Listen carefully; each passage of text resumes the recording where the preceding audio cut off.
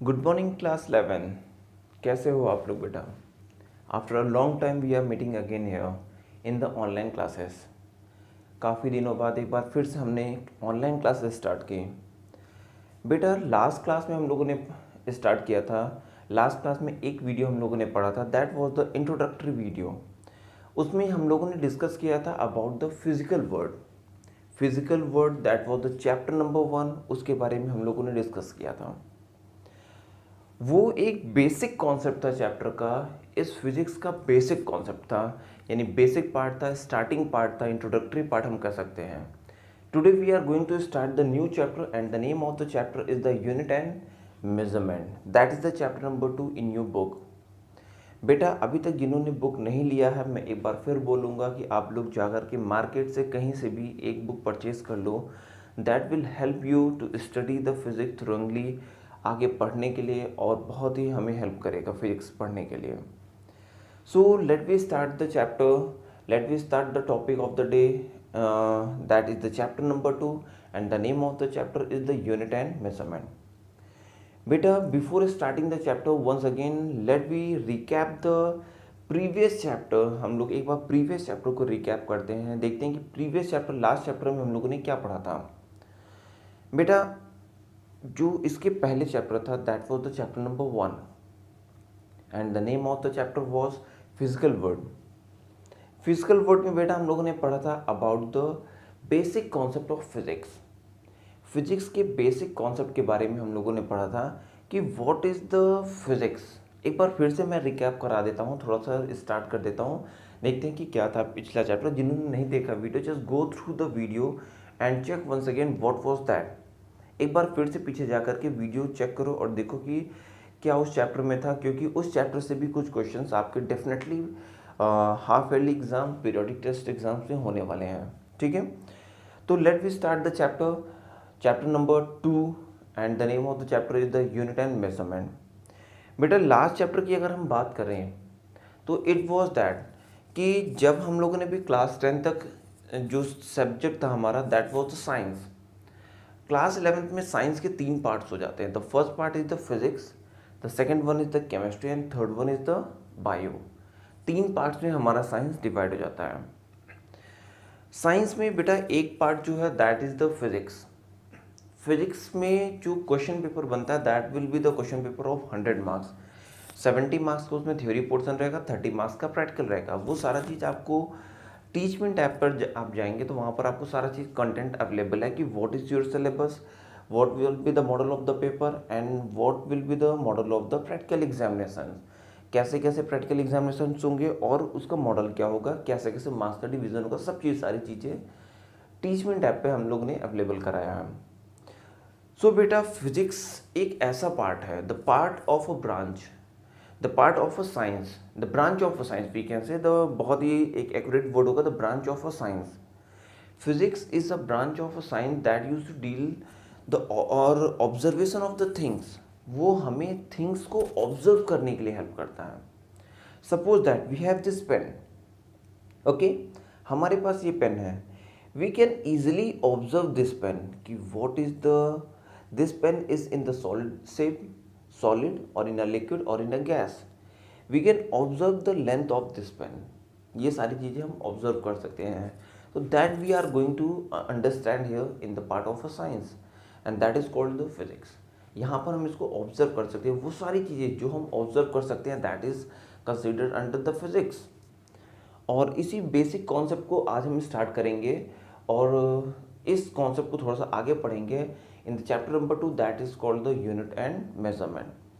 आज बेटा ये आपकी यूनिट एंड मेजरमेंट की पहली क्लास है। इसमें हम आपको डिस्कस करेंगे कि बेसिक कॉन्सेप्ट के बारे में, यूनिट एंड मेजरमेंट के बारे में।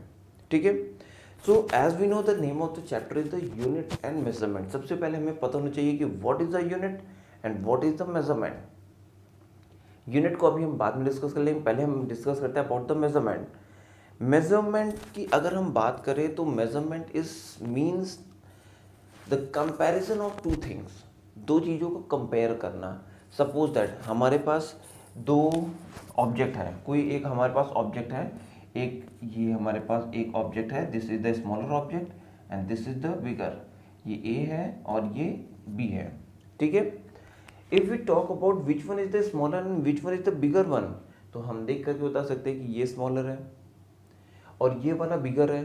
कैसे हमें पता चला? We are comparing the two things and that is called the measurement. Measurement बेटा जरूरी नहीं कि हम किसी भी वेट को मेज़र करें या किसी मास को मेज़र करें, किसी भी मेजरमेंट को थिंग्स को मेज़र करें या कोई भी एक इंस्ट्रूमेंट लेकर मेज़र करें। हम कंपैरिजन भी कर सकते हैं, that is also called the measurement, but यहाँ पर एक्यूरेसी कम होगी। अगर हमें पूछा जाए कि कौन सा बड़ा है, we can easily say the B one is the greater है।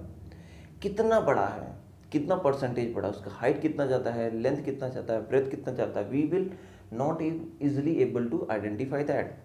हम आसानी इसको आइडेंटिफाई नहीं कर सकते हैं, बट कंपैरिजन कर सकते हैं। तो measurement will start from the comparison.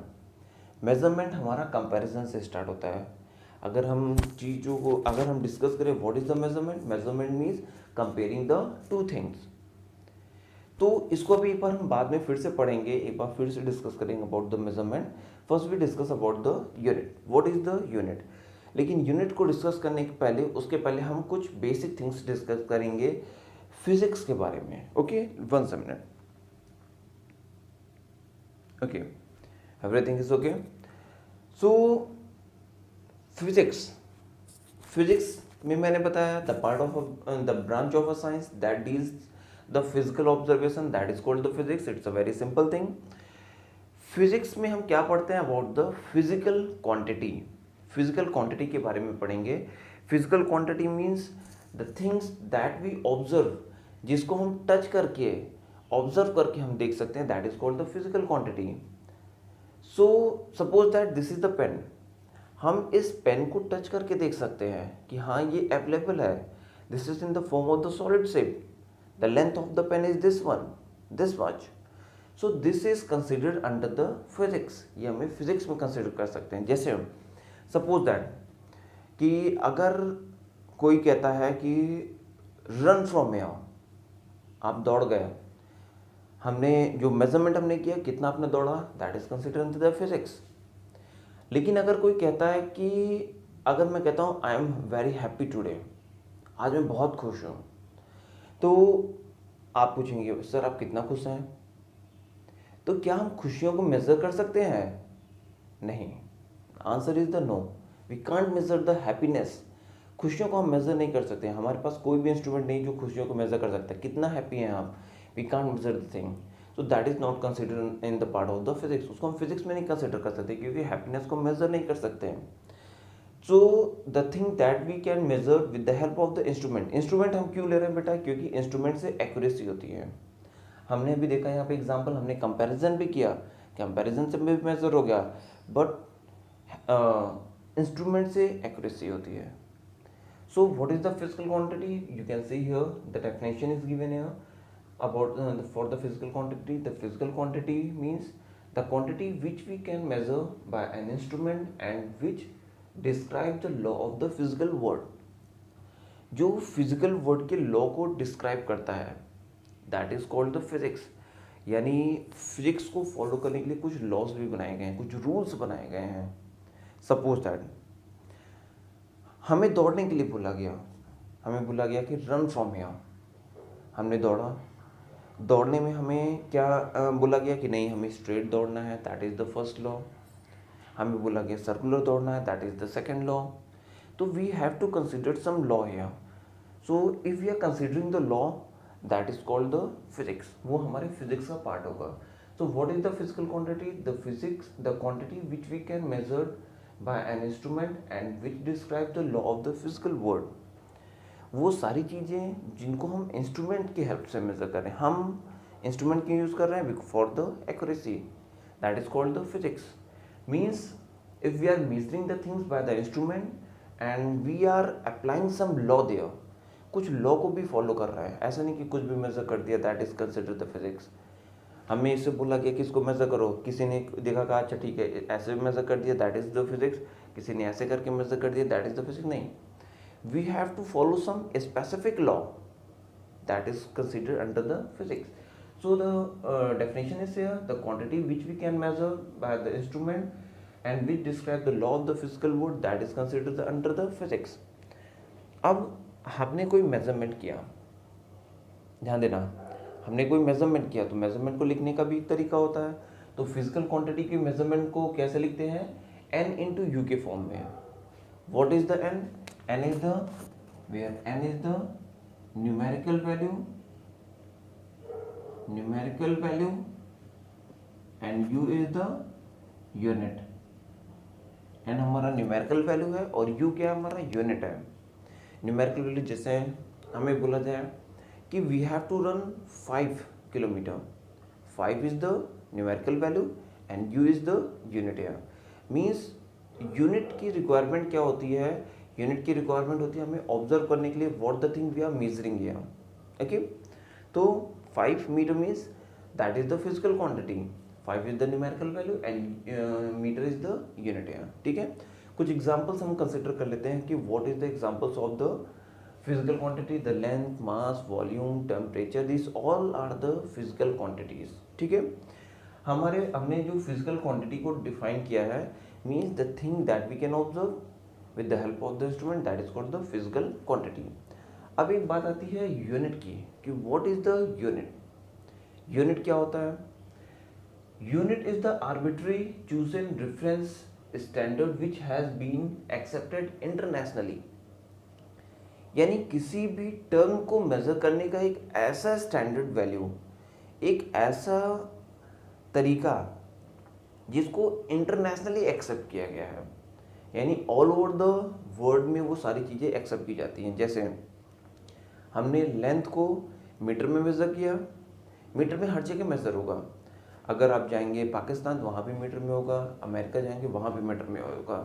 यानी वो एक ऐसा यूनिट जो ऑल ओवर द वर्ल्ड में हर जगह मेज़र किया जाए, that is consider the unit, that is the arbitrary things, that is the chosen for whole part of the world, that is the unit. Okay, तो unit को हम basically 2 parts में divide करते हैं, 2 पार्ट में unit को divide करते हैं। The first part is the fundamental units and the second one is the derived unit. फिर से एक बार मैं रिपीट करूंगा, we use to derive the unit in the 2 parts.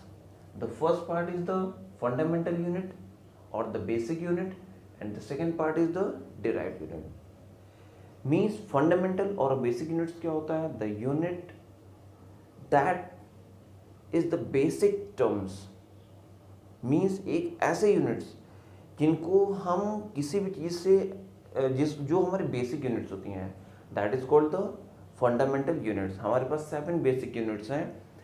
इस 7 बेसिक यूनिट से सारे वर्ड की यूनिट्स हम डिराइव कर सकते हैं। We have 7 fundamental units. The 7 fundamental units are the length, length हमारे पास एक फंडामेंटल यूनिट्स, इसको नोट करते जाओ बेटा। अपने नोट्स प्रिपेयर करना बहुत इंपॉर्टेंट है। अगर आप नोट्स प्रिपेयर कर रहे हो तो वो आपके लिए बहुत इंपॉर्टेंट होंगे। वही नोट्स याद होते हैं, वही नोट्स हम पढ़ पाते हैं जो हम प्रिपेयर करते हैं। तो नोट्स भी आप अपने अपने प्रिपेयर करते जाओ, that is the very important for you all. Okay,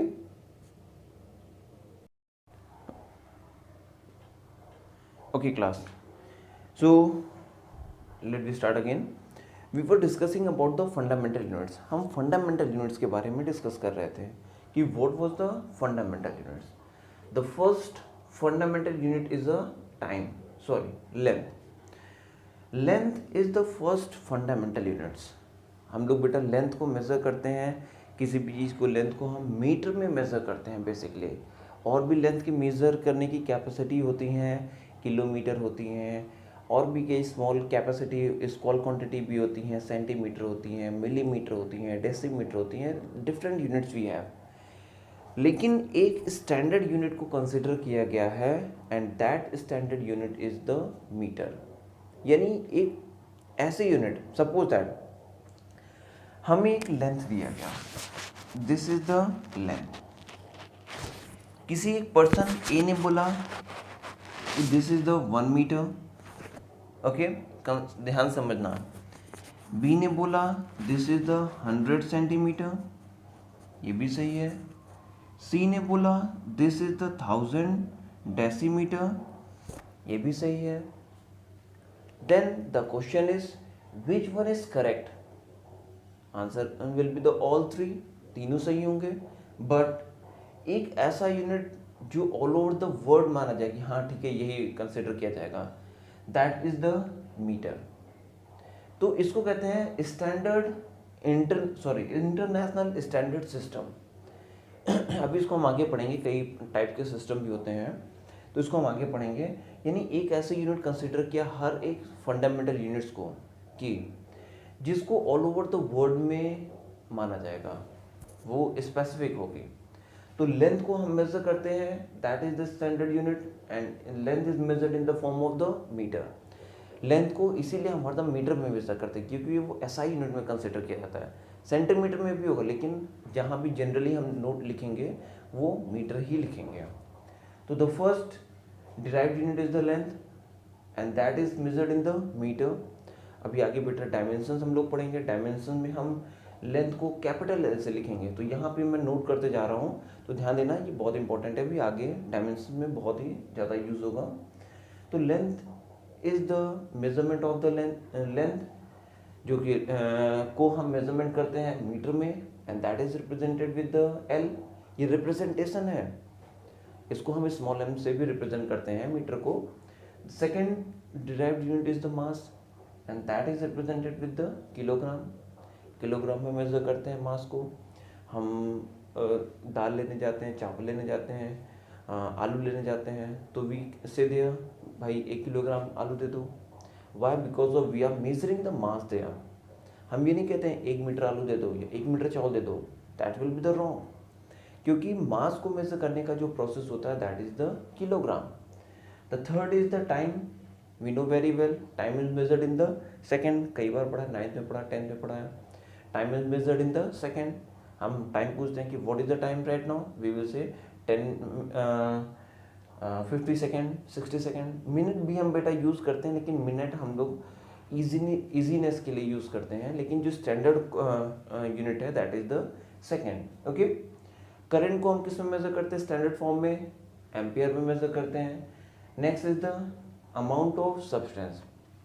बेटा ये बहुत इंपॉर्टेंट है, ये अभी आप लोगों को केमिस्ट्री में पढ़ाया जाएगा मोल कॉन्सेप्ट। वहाँ पे बताया जाएगा कि व्हाट इज द मोल। थोड़ा सा मैं यहाँ पे हिंट कर दे रहा हूँ, थोड़ा सा मैं यहाँ पे बता दे रहा हूँ कि what is the mole concept. बेटा जब मास को मेजर किया गया था तो that was measured in the kilogram, लेकिन केमिस्ट्री में जो भी हम सब्सटेंस यूज़ करते हैं उसमें मास के साथ साथ एक और टर्म इंक्लूड करते हैं जो इंपॉर्टेंट होता है, that is the number of atoms, number of molecules और नंबर ऑफ आयंस।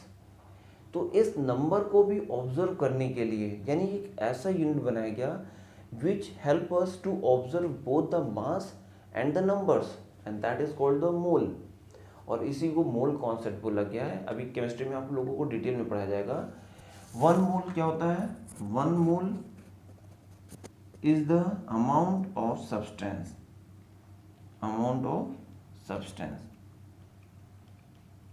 1 मोल हमारा क्या होता है? अमाउंट ऑफ सब्सटेंस को रिप्रेजेंट करता है।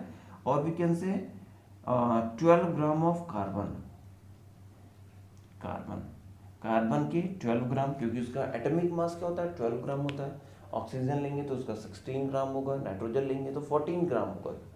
ये भी आपको क्लास 11th में ही पढ़ाया जाएगा। मूल कॉन्सेप्ट वहाँ पे केमिस्ट्री में टॉपिक होगा, उसमें इजीली बताया जाएगा। चलो अभी बस इतना समझ लो कि amount of the substance is measured in the mole. चलो अब स्टार्ट किया तो एक बार डिस्कस कर लेते हैं और बता देते हैं। 1 मोल में ये तो था हमारा मास को रिप्रेजेंट करता है, मैंने बताया था कि नंबर को भी रिप्रेजेंट करता है 1 मोल। तो 1 मोल सब्सटेंस होता है वो किस नंबर को रिप्रेजेंट करेगा? That will represent the 6.02 into 10⁻23 atoms को रिप्रेजेंट करता है। And this is also considered as a Avogadro number. ये हमारे एवोगैड्रो नंबर को भी कंसिडर करता है। यानी 1 मोल सब्सटेंस क्या होता है? मीन्स अगर हम 12 ग्राम कार्बन को लेते हैं, अगर 12 ग्राम कार्बन लेते हैं दैट विल बी द 1 मोल। और 12 ग्राम में कितने नंबर ऑफ एटम्स होंगे? It will be this one, and that is the fix, and this is called the Avogadro number. ये हमारा फिक्स है, इसको हम एवोगैड्रो नंबर कहते हैं। ठीक है, and that is the 6.02 into 10⁻23 atom. सो वापस आते हैं, this is the 5th fundamental unit, and that is called the amount of substance, and this is considered as a mole. 6th हमारा क्या होगा? Consider here 6 is the luminous intensity. Luminous intensity. And luminous intensity का मतलब क्या होता है? That is the very important. Okay, luminous intensity जैसे capacity of shining the things, चमकने की कैपेसिटी. जैसे हमने बोला कि सन ज़्यादा शाइनिंग नेचर का है या स्टार, तो यू विल से कि सर सन ज़्यादा शाइनिंग नेचर का है. हमने कैसे बता दिया ज़्यादा शाइनिंग सन है? Because of the luminous intensity of the sun is the bigger, larger, ज़्यादा चमकदार है वो. सन जो है हमारा वो ज़्यादा चमकदार है, बहुत शाइनिंग नेचर का है. तो luminous intensity of the sun is the greater in comparison to the star. Star के कंपैरिजन में सन की ल्यूमिनस इंटेंसिटी ज़्यादा है, ज़्यादा चमकदार है. That use to represent the luminous intensity. Okay, हमारे हो गए लेंथ हो गया, मास हो गया, टाइम हो गया, करंट हो गया,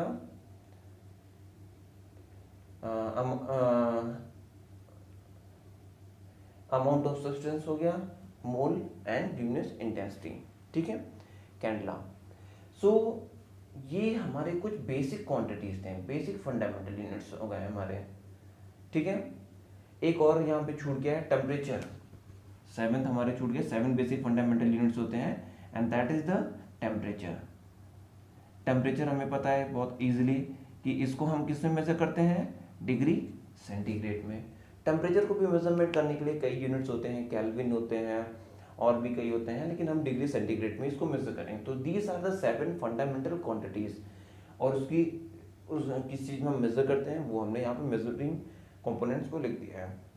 एक बार फिर मैं रिपीट कर रहा हूँ. The first one is the length measured in the meter and that is represented dimensionally with the L. Mass measured in the kilogram, dimensionally it will represent by the M. Time measured in the second. Ampere means that is the current. Current is measured in the ampere. Amount of substance that is measured in the mole. Luminous intensity इसको कैंडिला में measure करते हैं. Cadila and इसको small C small D से represent करते हैं. कैंडिला. ठीक है. And last one is the temperature and that is measured in the centigrade. इसको सेंटीग्रेड में मेजर करते हैं. ठीक है. This all was the 7 fundamental units, 7 basic units जो हम यूज करते हैं. ठीक है. इसके बाद इन्हीं यूनिट्स का हम यूज करके और भी यूनिट्स बनाएंगे. That is called the derived units. Suppose that if we talk about the unit of area. Area क्या होता है? Area of rectangle. Length into breadth. ठीक है. इसकी यूनिट क्या हो जाएगी? लेंथ की यूनिट क्या होती है? मीटर. एंड ब्रेथ की unit metre. We will say the unit of area is the metre square.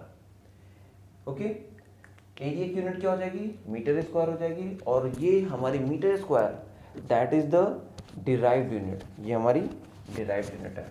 ठीक है. अब यू कैन सी हियर कि ये हमारी डिराइव्ड यूनिट क्यों है? क्योंकि हमने इसको फंडामेंटल यूनिट्स का यूज़ करके हमने इसको बनाया है. हमने फंडामेंटल यूनिट का यूज़ करके इसको ऑब्जर्व किया. That is called the derived unit. Okay.